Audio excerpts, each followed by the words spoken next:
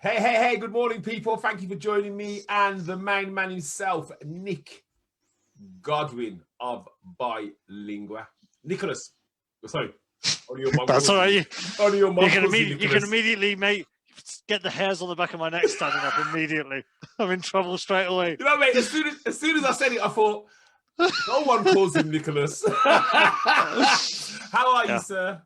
Yeah, I'm well, thanks, mate. I'm very well indeed. Thank you for How about you? us. Sorry for getting you up super early in the morning. No. I was awake. It's really strange. I was actually awake at 6 o'clock, and I kind of went, oh shit, what interview? And then I realised it was 6 o'clock. I still have 2 hours to go. But thanks for joining us, mate. Obviously, you've been over in Japan. What time is it in Japan right now? It's just gone 5 p.m, so not too late, but yeah. Could have maybe... That's like what, not 7, 8, 9 hours? Yeah, well, so we don't have any daylight savings time in Japan. So half the year it's 8 hours. I think it's currently 9 hours. When you go to summertime at the end of March in the UK, then it changes. So yeah, because someone was saying to me yesterday, how come it's so early? And I went, well, to be fair, if I do it any later, he will do it out of his bloody bed. But Nick, before we start, we have to do the old Madonna thing and strike a pose. So fair enough. Let me just right. So Sorry. After 3, I want your best pose, your best pout. Okay. For the people watching. So after 3, 1, 2, 3. Yeah, man, that'll do you though. The cheesiest of cheesy drinks. That's the thing. I didn't know whether I should go full Japanese and like do the double peace sign thing. Oh, is that what they do? They do it a lot, yeah. I'll tell you what, if we've got a bit of time, we'll talk about some of the quirks in Japan, because it's a country I'd like to visit. Well, when we get this pesky pandemic out of the way, we'll have to get you over here. Yeah, man. Listen, man, I've got a little penny jar now. Every week I put £1 in there towards my flight. So in about 10 years now, I've been there before 10 years, mate. I can assure you. Right, let's dive in, because I know you're a busy man. I know you're a busy man. So Nick, tell the people watching what you do for a business. Okay, that's yeah, good start. A loaded question.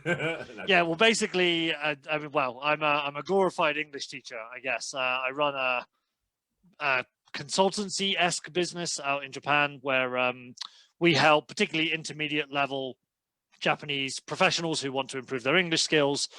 We help them to kind of break through whatever mental blocks they may be having, or plateaus, or whatever, whether that's linguistic or, as I said, it could be a communication thing, could be a cultural thing, whatever it is. We try and get to the bottom of that and help them to level up their English. So when you say intermediate, because I suppose being an English speaker, it's like, well, what's intermediate mean? What are we kind of talking about? What would they be struggling with typically?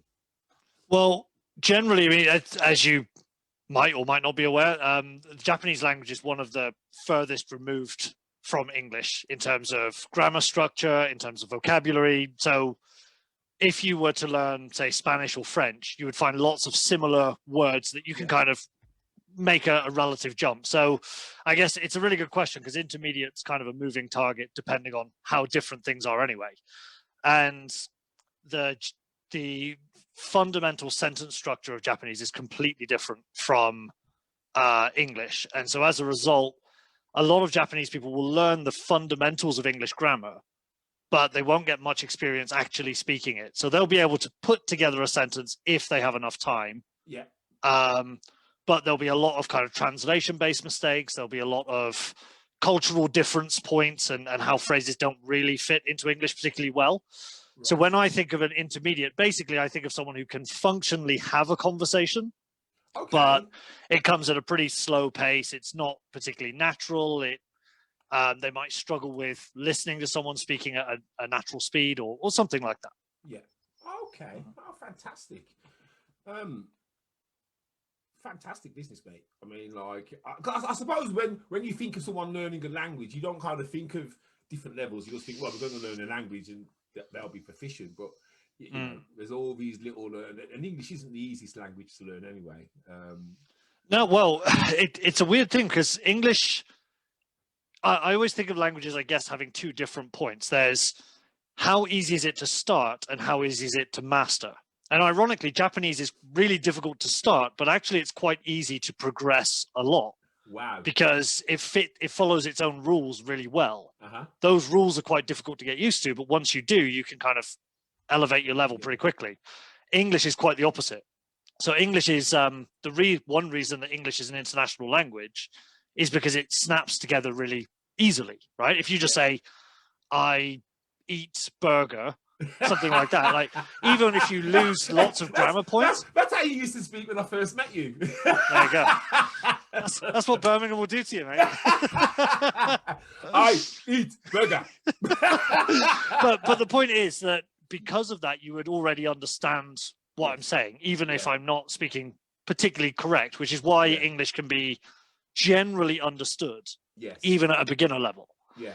The thing that happens a lot, especially with Japanese people, is they really focus on like perfect grammar and they want to sound like a native speaker, even if they're a beginner. Right. And so a lot of it is kind of pushing them through a couple of like pushing them outside of their comfort zone, I guess, so they can really start to think in a different way, think in a more English way, whatever that means, in order to drink to beer help every them. Friday and go watch football matches. Yeah, exactly. A kebab on a Saturday night. I mean, so are there aspirations to speak like Queen's English or like the American kind of twang? Even though it's an interesting balance because after the Second World War, America had a big influence in Japan.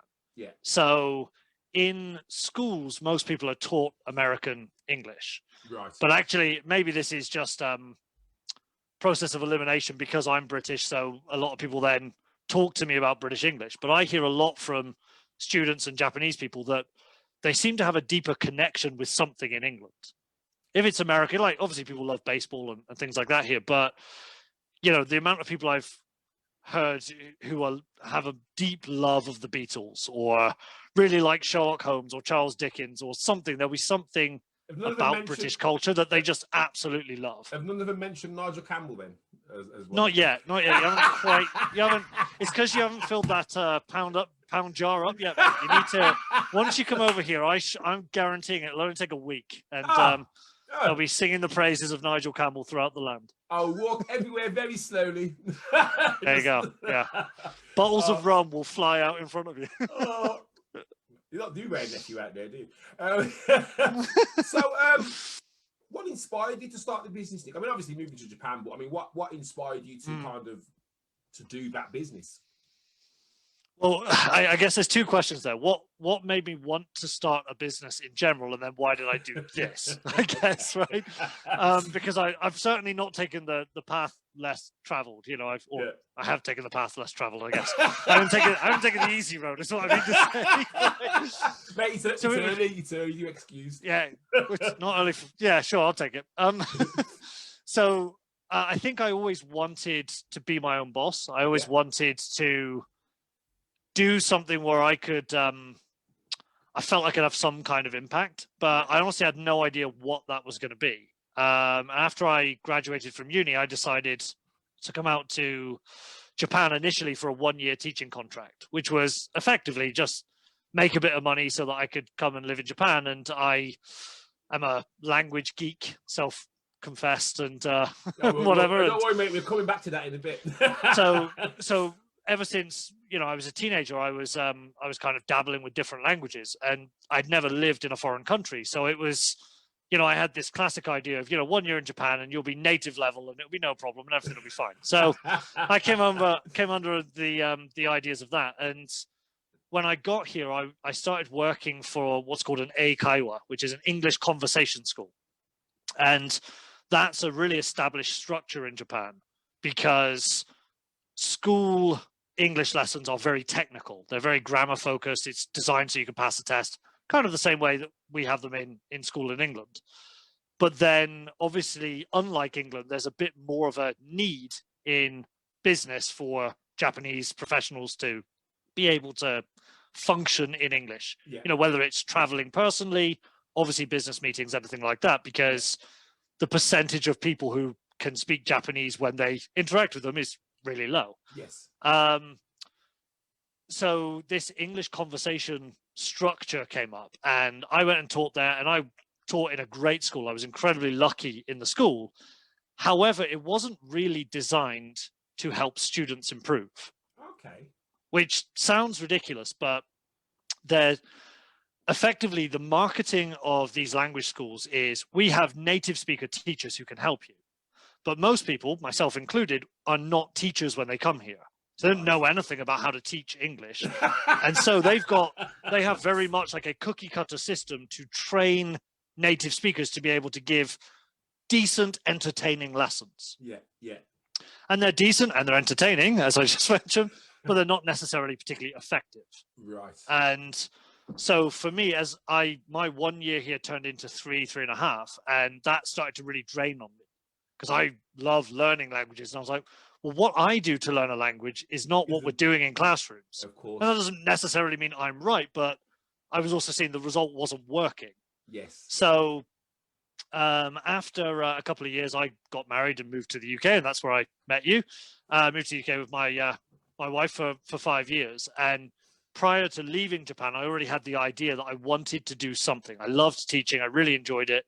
So I wanted to do something more effective to help Japanese learners to improve. Yeah. And so then when I came back, that was the reason for starting this business, I guess. Fantastic, man. Yeah. Fantastic. You're one of our best exports to Japan at the moment, mate. Seriously, man. I'm going to speak to the Governments around the world don't agree, but yeah. I'm speaking to the Queen about the New Year's honours, mate. You're one of our best exports. You're representing us Brits correctly. And you're not a lager light, you're a wine light, aren't you? Well, yeah, I'm a lout nonetheless, but it's just a poison of choice, that's all. You mentioned about how many languages can you speak, Nick? Well, this is where I have to put my language geek hat on a bit and go, well, Nigel, what do you mean when you say to speak a language? Well, don't be bloody awkward. No, no, it is awkward and it's pedantic, but at the same time, it's quite an important thing in the language world, because if I said, oh, I can speak 50 languages, people would be like, how many? I can't speak 50 languages. But but the thing would be, the assumption would be I speak them all like a native speaker, right? Right. And I don't. So I have dabbled with 8 languages, and I speak obviously English as we're conducting this interview. I speak Japanese, as you might expect, and then Italian and French. I would say I speak for the purposes of what we mean when we say, can you really speak a language? Yeah. All of the others, Spanish, Portuguese, Greek, Korean, I've done little bits, kind of picking them up, and they're what I call survival languages. Like if I go on a holiday, I can order food, I can get by, I can get directions, like the things you need to survive in that language. But I couldn't have this conversation in those languages at all.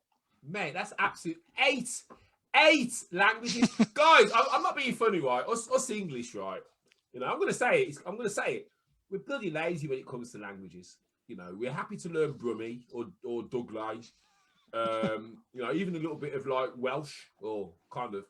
But when it comes to 8 languages, man, that's absolutely bloody phenomenal. And I mean, I know we're going off course a little bit, but I remember you having a conversation with me about the fact that certain languages are easier to learn than others because of the link, as you say. Is it Jamaican? Well, yeah, so English has 2 connections. So Germanic, so languages like German or Dutch or Flemish or something like that. And then also the Latin or the Romance languages. So Romanian, Portuguese, Spanish, French, Italian, all have similarities with English that come up. Wow, it's fantastic. Mate, honestly, your brain just, how do you fit it in that head? Well, that's why I'm joining you, mate. In the I haven't got space for hair. You got a long way. You got a long way to go to catch up with me. Right, we've had a few comments coming before we go on to the next question. Right. Let's see what people are saying. Hey, Natasha Gordon. Hey, hope you're well, honey. Hey, Sarah Higgs. Hope you're well. Natasha says, everywhere you go, someone supports Man United. That's always an icebreaker for international talk, folks. Okay, all right. I was going to say, I was just looking behind me in case there was something that was being perceived as a Man United logo, but you're right. There are definitely. There are definitely Man United fans in Japan. Mate, everywhere you go in the world, as Yeah. soon as you talk football, someone can kind of. It's like that's also like an international language, isn't it? Football, soccer. Yeah, no, it really is, and I mean, football's huge here, and obviously Shinji Kagawa played for Man United, so there's kind of a Japan connection there. Yeah, we've got Minamart, who plays for Southampton. I think you mean Morimoto, but yeah, I'll take it. It's close enough. But I call him Minimart. Oh God, you can call him Minimart. That's all right. He's he definitely looks like a small shop for sure. But also, I don't know if you remember Shunsuke Nakamura in Celtic years ago. Scored a good goal against United, actually. I think in the Champions League. Okay. Yeah. So there's been a sprinkling of them every now and then. Fantastic. And excellent. Yeah. So Nick, obviously, you know, you're living in. Yeah, I suppose it's home now. I was going to say a foreign country, but you've been there what 8 years in total. Really? Yeah. If I add it all up, I think just past 7. Yeah. I think. So I suppose you're you're Japanese now. But I mean, I would imagine there's been many challenges. Tell us about some of the challenges you've had to overcome around the business. Well, I mean, I this is where maybe in some ways I'm a bit of an odd duck, because when I came to Japan, I think a lot of the things that people find scary or intimidating about being in a foreign country, you know, language barrier or not knowing anyone or the cultural difference or food or whatever it may be, those were all things I was really excited about. So I think that perspective certainly helped out a lot. When it comes to business, I also get a little bit of a pass because my wonderful Japanese wife makes sure that we're legally compliant and double checks everything tax-wise and things like that. So again, like those things would definitely have been a problem. So I think had I not been married to a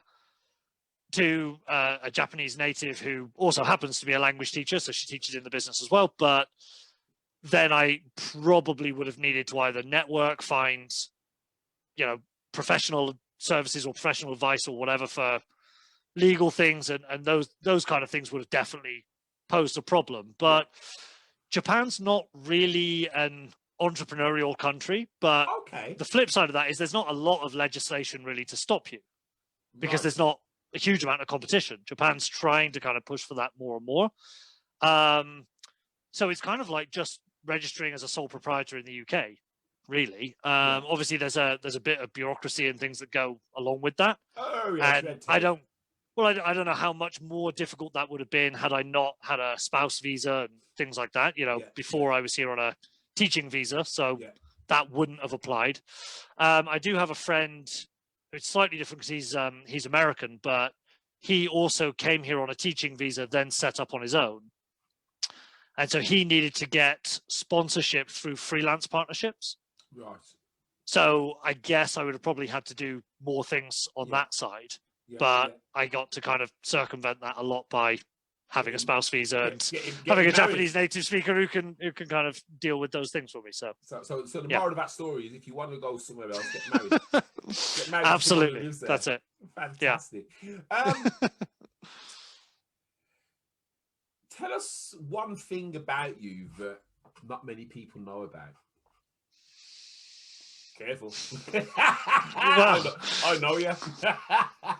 I thought you might ask something like this, and the problem that comes up is, I think people who know me know a lot about me because, much like yourself, I like to talk. As I'm sure everybody watching this. I've witnessed you, sir. Copious amounts of wine. Oh yeah. You probably know far too many things. There's too many skeletons in that closet.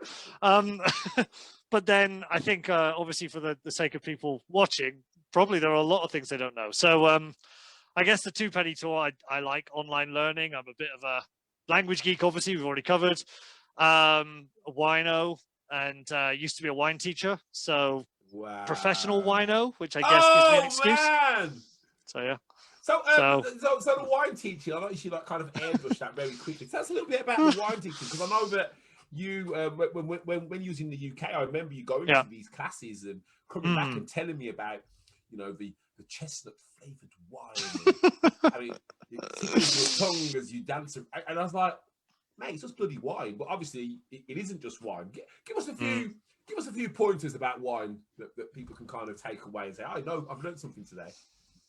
Yeah, but well, I mean, I guess the key thing is that I started learning about wine mainly because to justify drinking wine and to sound a little bit like I know what's going on. But well, let me give you a couple of key things that that particularly people say to me in the UK a lot. So as soon as people find out I have wine qualifications, they'll go, "Oh, I only like Campbell Viejo or something like that." And there's so much kind of embarrassment that goes with it. So number one, whatever wine you like is good. That's fine. So expensive wine is not necessarily better than inexpensive wine. That's another key point. Yeah, yeah. Well, I mean, there are some reasons why some wines are more expensive than others. Some of it's marketing, as you get in every industry, and some of it's just the reputation of a particular vineyard or something, which most people wouldn't know the difference, so it's really not that important. This special grape. Well, yeah, like, and that's the thing. When you get to the really high end of wine, you would really need to know what you're looking for to understand why that wine's worth. Well, it probably isn't even worth the ridiculous thousands of pounds that it costs, but to get to that point, you know, you'd probably have to go far beyond my knowledge of wine for sure. That means a lot of drinking. Yeah, exactly. So, you know, experimentation, we call it. But the other thing I would say is most people drink their white wine too cold. Oh, that's the other big thing. So most people put their white wine in the fridge, take it out, and then drink it straight away. And most white wine should be drunk somewhere in the 8 to 12 degrees kind of range, and most fridges are set in like 3 to 4 degrees.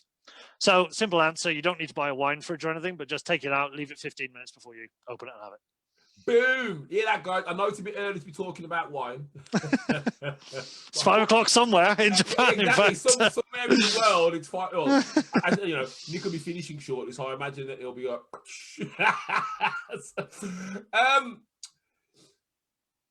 So obviously, you know, you started your business. You know, you're going great guns, and you know, it's really honestly from this side of the pond.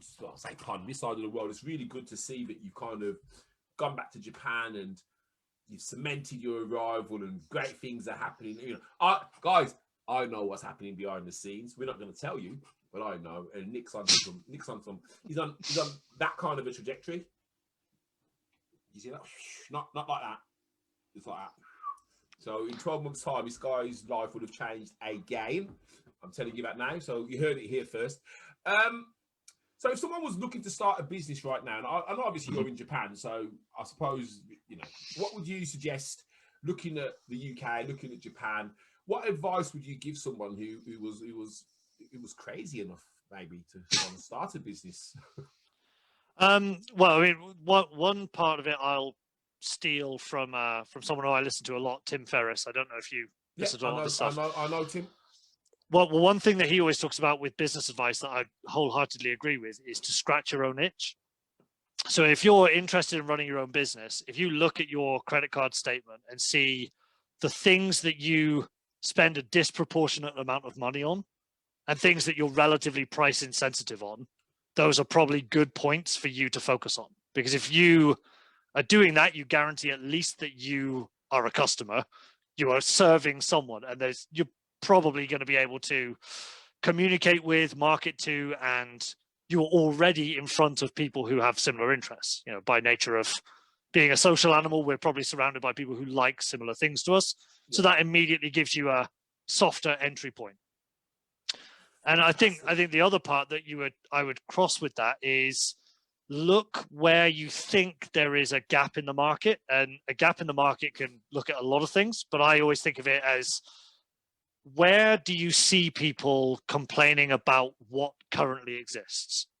And this is something that Virgin does really, really well as a brand. They look at a lot of business opportunities and see where are customers being underserved. Yeah. And they build their business model around that. For my business, you know, we started it basically on the back of a serviette. We were sitting here, didn't know what to charge, didn't know exactly how it would look. And I did exactly that. When I was in Japan last time, I was a private teacher, and lots of private lessons are held at cafes. And you would go to a cafe and people would pay you nothing, like 10, 15 pounds for the lesson, which for some people might seem like that's a good return, and it can be. But you factor in your travel time and your cost and whatever, and then also the students are then making a decision each week whether they want a lesson. Yeah, of course. So there was no guarantee to it. So when I started this out, I thought, well, how could we protect against that? So we made some very simple judgments. We're going to do it as a 12 lesson package, which, while of course that's beneficial for us because it gives us guaranteed income and whatever, it also gives consistency and commitment to the student, of course, which means that actually they see a measurable result over the course of 3 months. By doing that, we also made them pay up front so that it made the cash flow a little bit more logical, because I didn't want to be chasing people every month for these little micro invoices and things like that. Not even every month, So that worked, and then the question was, what do we charge? And we basically plucked a number out of thin air. And obviously we knew the market reasonably well, but at the time there was a big trend for online lessons which were run from the Philippines, which are like semi-native English speakers. English is one official language, but it's not the main language of the Philippines. So they all do the American English over there as well, don't they? The Philippines.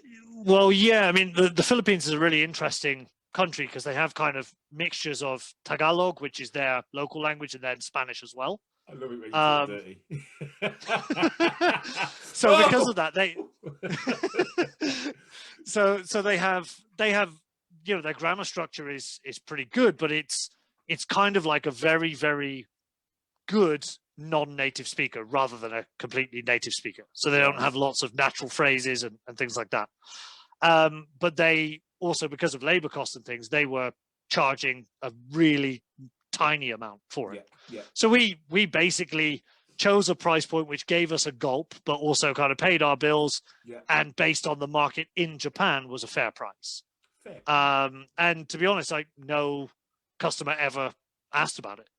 They just went, okay, mate. That's it. Mate, I know. You know my thoughts on you. I mean, they call it man love. Honestly, mate. What the people watching don't know is you're the reason I left the UK. Our relationship couldn't carry on any longer in this cold climate. I was supposed to join Nick in Japan. I couldn't get the visa, so he married his wife instead. Oh, mate, honestly, absolute pleasure today. We haven't had many comments coming because I think people are still in bed or having their breakfast. What Patrick Cannon says, but Virgin Communications have terrible customer service. Well, I didn't say they were perfect. I said they start with a gap in the market, and that's the thing. I think it's Virgin Cola is still the #1 cola brand in Bangladesh, but it didn't work necessarily the rest of the world. The rest of the world. Yeah, exactly. And so it's one of those things. Cola. Bloody hell. Yeah, it popped up in the UK for a bit, and but it's one of those things. It's like they try to see where people are underserved and see how they could do better, and sometimes it works, and as Patrick says, sometimes it doesn't. I think though, if you throw enough mud, then something that's going to stick, and by mud I mean if you try enough different businesses, one of them is going to be successful. When you build and you grow them, and you grow again, don't you? Oh, mate, absolutely fantastic. Is there anything that anybody who watches this replay or who's watching right now can do to help you? I don't think so. If anybody's interested in learning Japanese, I've also co-created some courses in the UK with the I Will Teach You a Language website, or the Story Learning brand. Oh, so, can you talk about that? Yeah, let's talk about that. Yeah, of course. Yeah. My God, guys, listen, man. This guy. God, just give us a bit of a synopsis about the whole. So it's interesting because it's kind of a parallel business that goes in the opposite direction. So a friend and mentor of mine, Ollie Richards, is also a polyglot, speaks multiple languages, and he runs a global polyglot. Yeah, that's a new word. I've never heard that before. I'm writing it down. Polyglot. Sure. Okay, no worries. Yeah, it just means multilingual. But wow, I'm 40 odd. That's the first time I've ever heard that word. No, you have to come hanging out in my circles, mate. This is dirty talk where I am. I'm going to start calling the missus a polyglot. She'll be like, what? Yeah, polyglot you are. But she does speak several languages. She speaks English, she speaks Swearish, she speaks Cursish. Well, without getting too crude about it, it literally means many tongues. So maybe it works. Boom. There you go. So you were talking about I want to learn the language. Yes, yeah, I will teach you a language. I will teach you a language.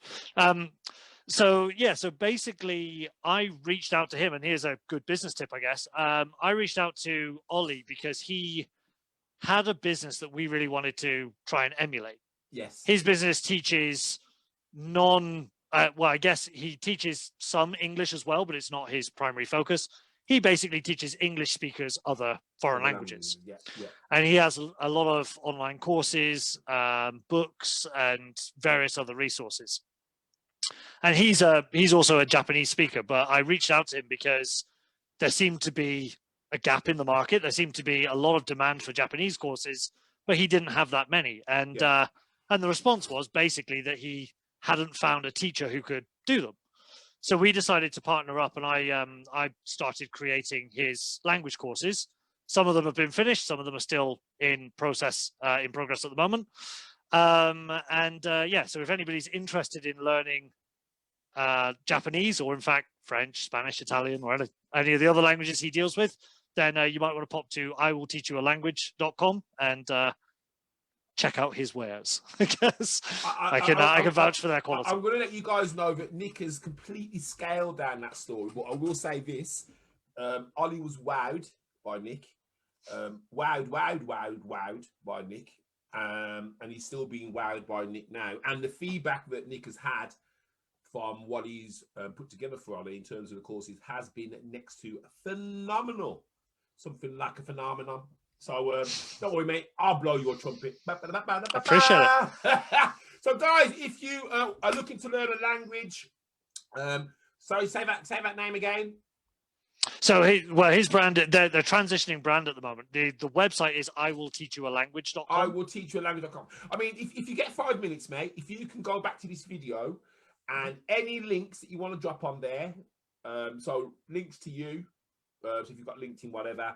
If you've got a website, I know that bilingual is about to kind of that stage of but any information, put it on there, because if people watch this video and they want to come and seek you out, because it happens, you know, I want to learn Japanese, or someone might talk to you about languages, or someone might want to send you a case of wine, will ask you what quality of wine they should send you.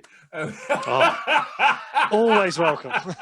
But if you put all those links in those comments under the video, and that'd be fantastic. But sir, absolute pleasure. I know I did see something pop up earlier from Toddy.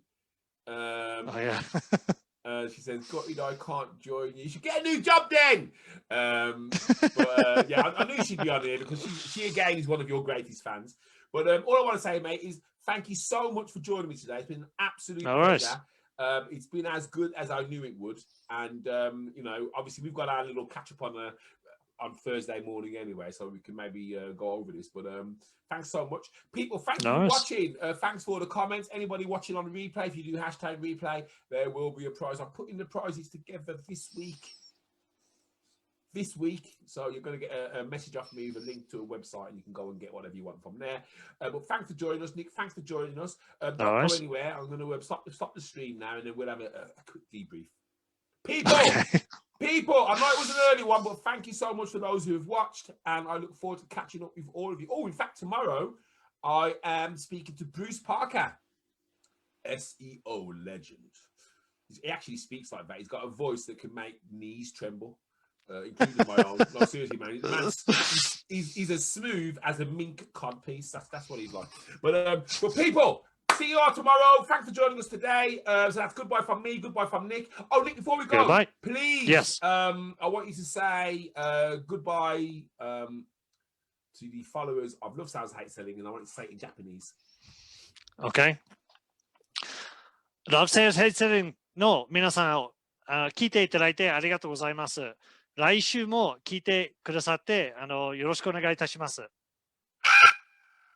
The man's a legend! Right, don't go anywhere. Guys, we'll see you later.